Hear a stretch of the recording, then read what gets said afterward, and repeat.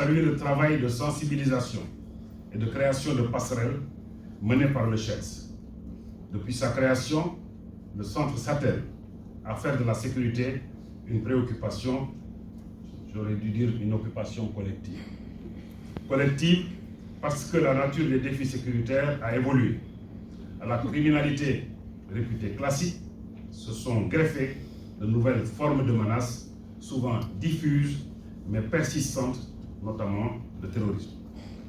Cette dualité entre criminalité croissante et terrorisme place la sécurité au cœur des priorités de notre gouvernement. Par ailleurs, l'individu, à la fois victime et acteur, redevient central dans cette dynamique sécuritaire. Dès lors, il importe de s'interroger sur son rôle et sa place dans la chaîne de sécurité, mais également au sein de la communauté. Mesdames et messieurs, chers participants, la phase pilote de ce programme nous a permis de mieux cerner le rôle crucial des collectivités territoriales dans la préservation de la paix et de la sécurité à l'échelle locale. Malgré les prérogatives limitées par le cadre organique, elles sont en première ligne pour identifier les défis sécuritaires et jouer un rôle dans la prévention et la gestion de l'insécurité. Je vous renvoie tout simplement à la doctrine nationale de police de proximité. Les rapports des séminaires de lancement dans les 5 zones du pays le confirment. Leur implication se situe notamment dans la police administrative, la sécurité civile, la lutte contre la délinquance, la gestion des conflits et la coopération avec les forces de défense et de sécurité. Cependant, elles font face à plusieurs défis majeurs. Un manque d'autorité directe sur les forces de défense et de sécurité et une absence de rapport formalisé. Des ressources humaines et financières limitées pour appliquer des politiques de sécurité efficaces. Une coordination insuffisante entre collectivités, FDS et autres acteurs. Un déficit de communication avec les populations sur les enjeux de sécurité. Une faible implication communautaire dans la prévention. Et l'absence de décrets d'application permettant la création effective de police municipale. Mesdames et messieurs, distingués invités, il serait injuste de ne pas souligner les avancées enregistrées. Le processus de décentralisation au Sénégal, bien qu'encore perfectible, a connu plusieurs réformes notables qui ont permis un élargissement progressif des compétences des collectivités territoriales, y compris en matière de sécurité. De nombreuses initiatives locales méritent d'être saluées. À Kédougou, les comités de quartier participent à la médiation sociale.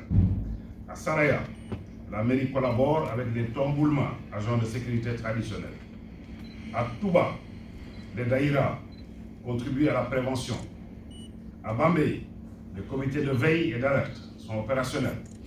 À Kaolack, la formation des élus et les projets technologiques pour la sécurité sont encouragés. Dans la zone nord, des contrats locaux de sécurité et des comités de vigilance ont été instaurés, renforcés par les intuitives des quartiers sûrs avec l'ASP. Dans la zone sud, les contrats locaux de sécurité de proximité, les conseils de sages et les partenariats avec le Forum civil jouent un rôle déterminant et visible à Bignona et autres. Mesdames et messieurs, chers participants, avec ce programme, notre pays dispose désormais d'un levier pertinent pour adopter une approche globale et multidimensionnelle de la sécurité, articulée autour du territoire.